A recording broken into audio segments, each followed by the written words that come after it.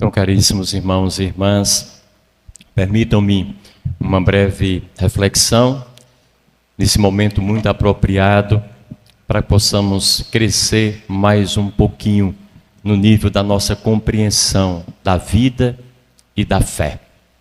É para isso que esses momentos são feitos. Existem para nos possibilitar um pouco de evolução na nossa caminhada como seres humanos, sobretudo, mas também como homens e mulheres de fé.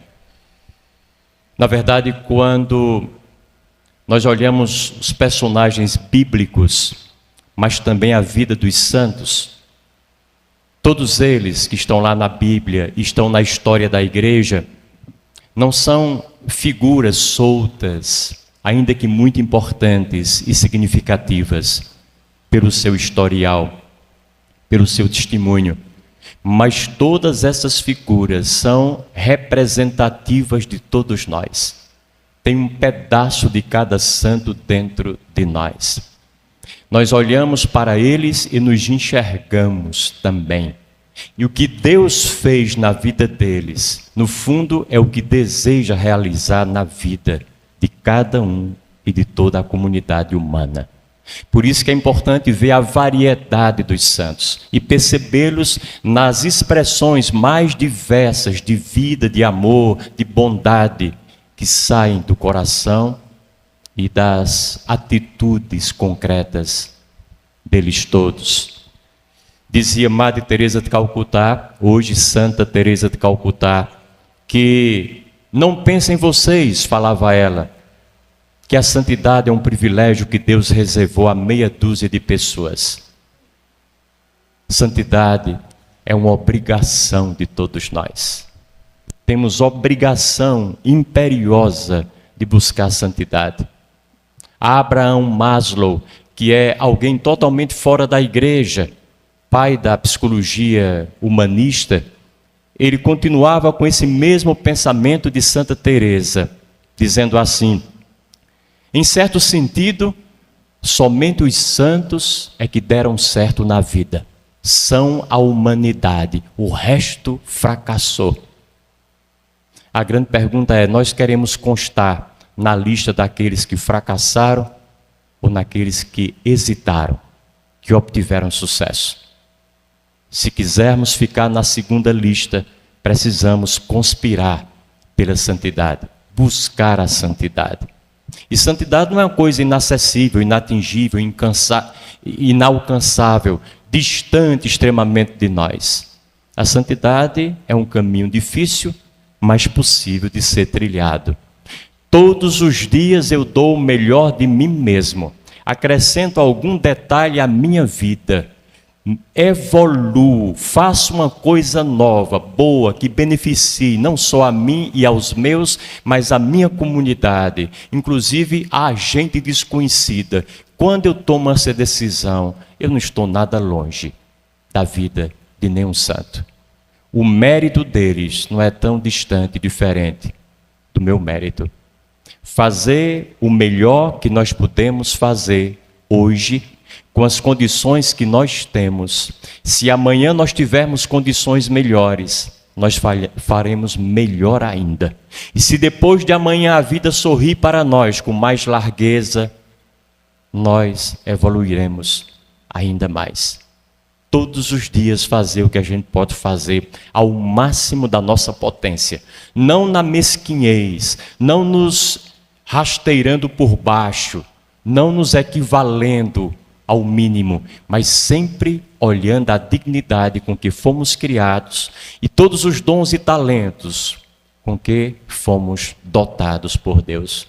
Foi o mesmo Deus que dotou Santo Antônio. São os talentos que também foram para ele. De alguma forma, salvaguardadas as diferenças que há entre nós, vieram também para nós. Depois, a gente poderia dizer que santo, no fundo, é o ser humano que atingiu o máximo da sua evolução. Tornou-se aquilo que foi feito para ser. Cumpriu sua finalidade, o seu propósito. Qual seja? Tornou-se gente. Tornou-se humano plenamente. Assim como uma árvore se torna uma árvore, como um pássaro se torna uma árvore, um pássaro, uma mangueira se torna uma mangueira, nós também somos chamados a ser gente, ser seres humanos. Na hora que a gente evoluir e consegue isso, a gente chegou aos pés de um santo.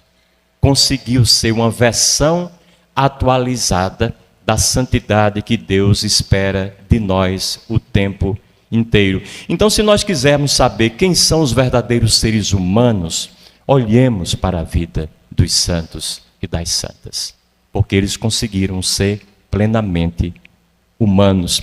E eu diria, não apenas dos santos da tradição cristã, da tradição católica, que são muitos e nos oferecem uma largueza imensa em termos de testemunho, mas também os santos de outras tradições religiosas, porque lá também existe gente santa. Olhemos para a vida dos santos que não têm tradição religiosa nenhuma, que não se configuram em nenhuma religião ou espiritualidade específica. Olhemos para os santos anônimos, olhemos para santos da nossa comunidade, gente como nós, que nós admiramos o jeito de ser, a forma de falar, de nos tratar, os benefícios que oferecem à comunidade através da sua pessoa e dos serviços que prestam à mesma, a disponibilidade sem igual para tudo aquilo que a gente chama de bom para realizar. Agora me vem à cabeça, para aqueles que têm a minha idade ou um pouco mais, um casal que eu sempre achei que, se tivessem de ser elevados aos altares, seriam seu Pedrinho e Dona Maria Belisário. Gente como essa, que está, infelizmente, em fase de extinção, mas quem teve o prazer de conhecer, e quando eu falo aquele casal, eu estou lembrando, recordando a vocês todos os outros homens e mulheres, crianças inclusive, que vocês conhecem e que têm uma vida impecável. Aproximemo-nos dessa gente, conversemos com esse povo, visitemos essas pessoas, procuremos entrosar-nos e beber dessa fonte inesgotável que eles têm. Às vezes, uma fonte que nos apresenta uma água silenciosa, uma água de humildade, uma água de generosidade, uma água no olhar transparente e cristalino, inocente inclusive, a água num testemunho frágil, mas que palpita fortemente deles para nós.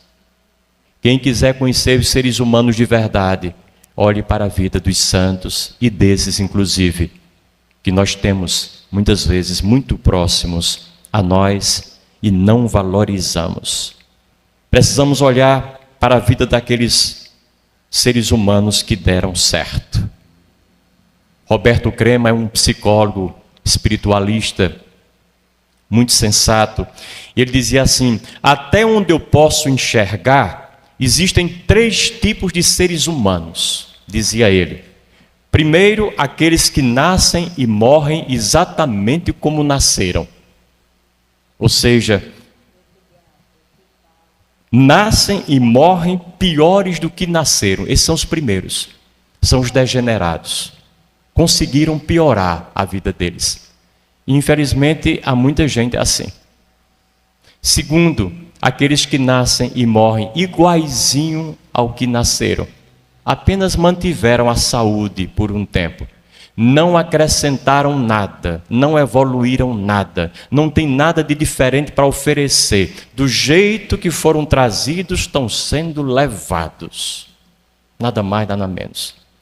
E ele dizia, tem um terceiro tipo de gente, são aqueles que nascem e com o tempo se tornam aquilo que devem ser, totalmente homens e mulheres, totalmente humanos.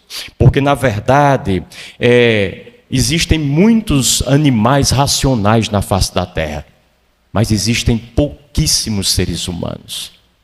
Uma pessoa não é humana só porque ela nasceu e existe.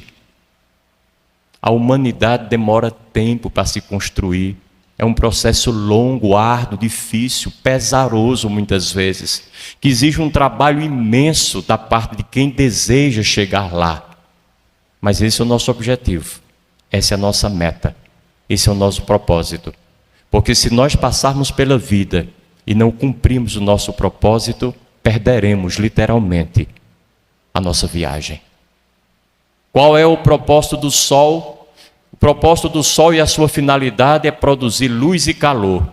Ele nunca tira férias. Nunca o sol pode dizer, eu vou passar uma semana sem produzir luz nem calor, e vocês que se virem. Não haveria vida na face da terra. Ele não pode deixar de ser aquilo que ele foi feito para ser. Nós também temos um propósito. Nascemos para cumprir uma finalidade. Qual seja, primeiro, reconhecer os talentos, os dons, as aptidões, os carismas, os recursos, os potenciais que Deus nos deu e deu a cada um. Depois, procurar desenvolvê-los ao máximo, em plenitude. Terceiro, aplicá-los, colocá-los em prática, para que se tornem instrumentos a serviço do bem-estar, não só nosso, nem dos nossos, mas de toda a humanidade. Gente conhecida ou desconhecida, de perto ou de longe. Essa é a nossa finalidade. Viemos aqui com esse objetivo. Isso está incutido na nossa alma. Se nós não o fizermos, perderemos o nosso tempo, pelo tempo que aqui passarmos. Precisamos realizar isso. Os santos realizaram. Eles despertam em nós esse mesmo desejo e necessidade. Depois, olhando para a vida particular de Santo Antônio, nós poderíamos escolher 3 ou 4 coisas, em breves palavras, que a partir dele nós temos para aprender. Primeira coisa importante, ele foi religioso 2 vezes. Vocês bem se lembram. Ele ordenou-se padre, é bem verdade, mas era padre agustiniano, de uma ordem diferente. Mais tarde, descobridor que foi do movimento de São Francisco na Europa e do franciscanismo, dos frades que eram distribuídos por vários países e davam a sua própria vida defendendo a sua fé, de forma simples, despojada, humilde, ele resolveu ser franciscano. Trocou, era um padre de uma ordem, passou para outra ordem. Madre Teresa de Calcutá, mais uma vez eu a lembro aqui, quando ela era freira, ela cuidava de um orfanato de centenas de crianças, jovens, meninas, em Calcutá. Era um trabalho maravilhoso que ela fazia. Mas quando ela saía pelas ruas da cidade, ela via gente jogada pelas calçadas, pedindo uma esmolinha, pelo amor de Deus. Farrapos humanos, literalmente. E ela ficava incomodada com aquilo. Certo dia ela disse, eu quero trabalhar com esse povo. Chegou para o superior dela e disse, senhor, eu queria lhe fazer um pedido, descobri agora a minha vocação. E o bispo disse, irmã, a senhora está ruim da cabeça. A senhora já é freira, já é vocacionada, já professou, fez os seus votos há muito tempo e já presta um serviço maravilhoso aqui no orfanato. Então a senhora veio com essa história de descobrir minha vocação. E ela diz, então é uma vocação dentro da vocação. É um novo chamado dentro do mesmo chamado. O que é que ela quer dizer com isso? E Santo Antônio também, quando muda de padre agustiniano para padre franciscano, dizia uma coisa muito boa da gente ouvir. Nunca paremos, estacionemos no bem que nós já fazemos. Sempre podemos fazer mais e melhor. E nós temos uma tentação muito grande de dizer, não, olha, eu já faço minhas caridadezinhas, viu? Já tem aquelas pessoas que eu ajudo, faz 3 anos que eu ajudo aquela pessoa. Toda semana eu dou uma feira também àquela outra. Eu também, mês a mês, vou visitar aquele outro na casa dele que está doente. Então, eu vou parar por aqui. porque já faço o mais do que o necessário e que eu posso fazer. A gente sempre pode fazer mais do que acha que pode. Nós somos melhores do que somos. E é preciso esticar um pouquinho a corda, porque ela aguenta e não vai arrebentar. Não fiquemos satisfeitos e acomodados. As coisas maravilhosas que eventualmente já podemos fazer mais e melhor. Um chamado dentro do chamado, e mais um outro chamado, e a vida inteira escutando e atendendo aos múltiplos chamados do dia a dia. Segundo aspecto da vida de Santo Antônio, ele, vendo os frades franciscanos indo para Marrocos, para a África, para cumprir uma missão, ele quis também ir para a África, precisamente a Marrocos, para, se fosse necessário, dar a sua própria vida, como aqueles o fizeram antes dele. Arrumou-se todo, pegou sua malinha e entrou no navio, se mandou para Marrocos. Uma terra de muçulmanos, totalmente adversa, hostil à sua fé cristã e, sobretudo, de sacerdote. Chegando lá, com aquela vontade imensa de começar o trabalho missionário, pregar o Evangelho, fazer Jesus Cristo conhecido naquelas paragens, não deu certo. O homem adoeceu e não conseguia fazer nada. E não conseguia ficar bom daquela doença, por mais que procurasse se medicar e se tratar. Depois o colocaram no navio de volta para a Europa. Ele foi bater na Itália, foi lá que conheceu São Francisco e São Francisco o conheceu. Isso quer dizer o que para nós, de uma maneira muito simples? Que nós não precisamos sair daqui para Marrocos, nem daqui para o Juazeiro sequer, nem daqui para o Jardim Mirim ou Fazenda Nova, os que moram na sede, para fazer o bem. Qual é o lugar mais apropriado para alguém fazer o bem? É o lugar onde essa pessoa está. Qual é o tempo melhor para se fazer o bem? É o tempo em que nós estamos vivendo, hoje, aqui e agora. Quais são as melhores pessoas que nos podem acompanhar ou serem protagonistas conosco ou receberem os benefícios da nossa ação bondosa e missionária? São as pessoas que Deus colocou aqui agora na nossa frente. Só isso. Toda terra onde a gente pisa é terra de missão.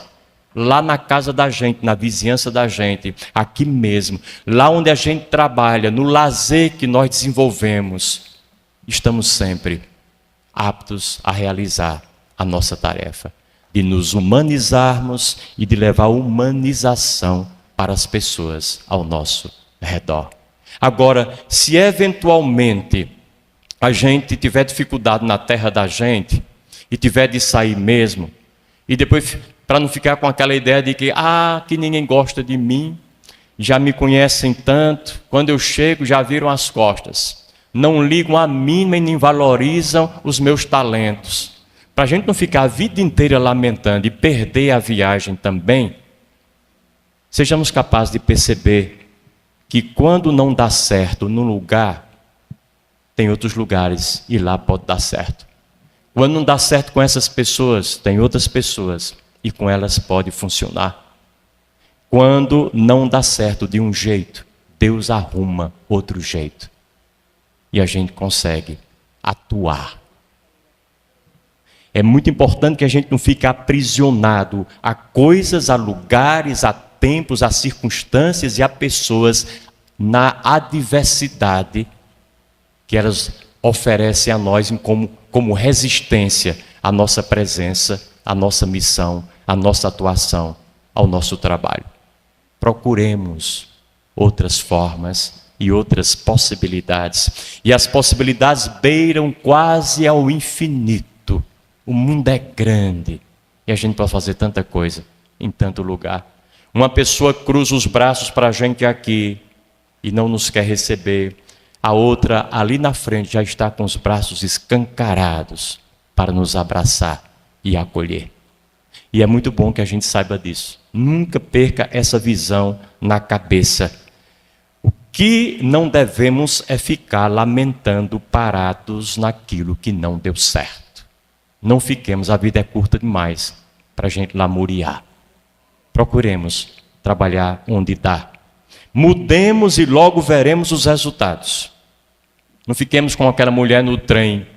Meu pai contava que tinha uma mulher no trem e tinha um senhor do lado. E a mulher dizia de vez em quando: ai, Jesus. Daqui a pouco de novo suspirava: ai, que azar meu Deus do céu, que má sorte a minha. Ai, que vida, Senhor. E aquele homem que estava do lado, ouvindo isso o tempo inteiro, depois de algumas horas, dirigiu-se à mulher e disse: minha senhora, a senhora está sentindo alguma coisa? O que é que está acontecendo com a senhora? Está doente? Ela disse: não, meu senhor, é porque já faz 3 dias que eu estou no trem errado. Um negócio meio absurdo, né? História de louco.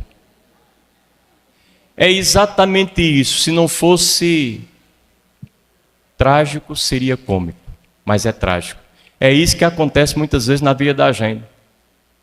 Todos os dias a gente percebe que está fazendo a coisa errada, trabalhando no trabalho errado, empregado no emprego errado, convivendo com as pessoas erradas, frequentando os lugares errados, lendo as coisas erradas, vendo os filmes errados, passeando na internet, nos sites e nos provedores errados, e a gente não sai do trem na estação próxima quando ele para.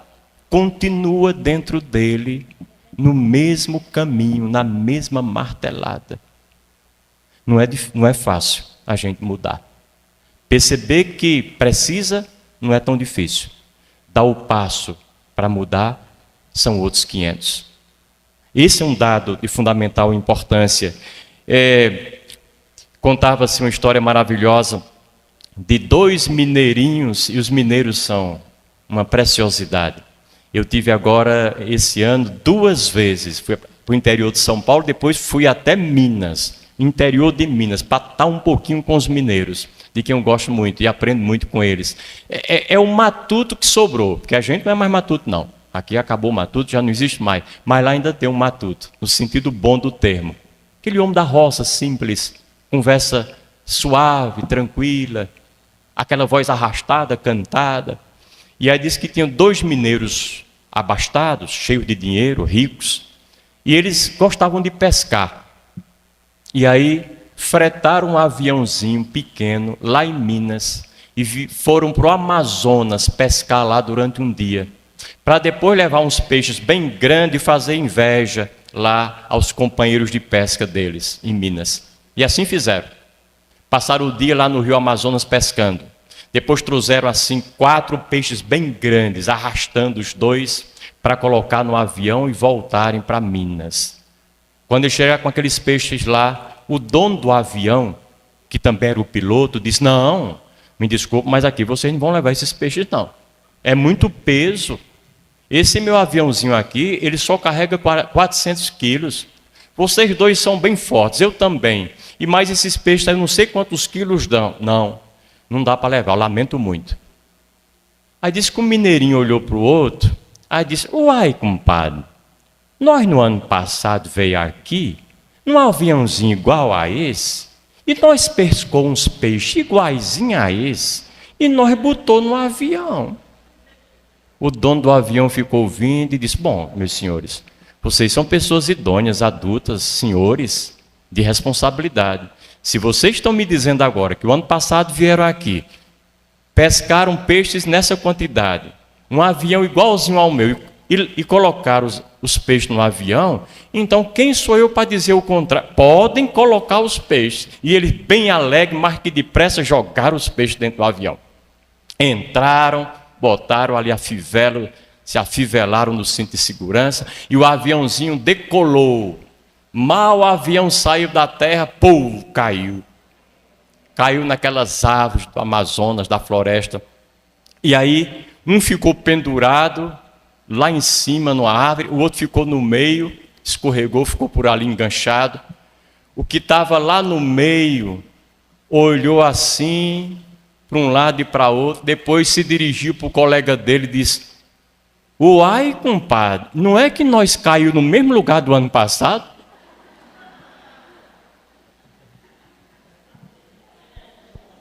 Moral da história: se nós quisermos obter resultados diferentes em nossa vida, façamos, pelo amor de Deus, coisas diferentes.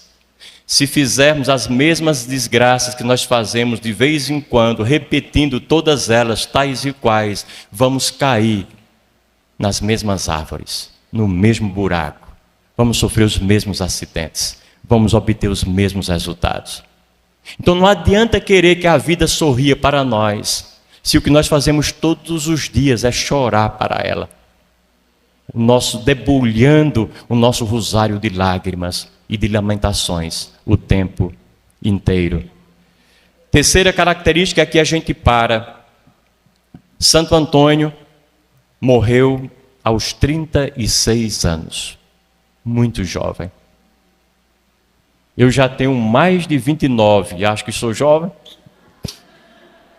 Vocês que têm 50, 60 anos, 70 anos, nasceram um dia desses. Se a gente pedir a vocês para se lembrarem de alguma coisa da infância, vocês vão dizer de cós salteado, como se tivesse acontecido na semana passada. Santo Antônio viveu apenas 36 anos. Se nós olhamos o que ele deixou, se nós olhamos a sua obra e eventualmente não soubermos da idade com que morreu, nós podemos até dizer, com toda razão, esse homem viveu de 90 para 100 anos. Não é possível. Tamanha a sua obra e a repercussão dela na face da terra. Mas não. Foi-se com essa idade muito, muito curta. O que é que nós queremos tirar daqui?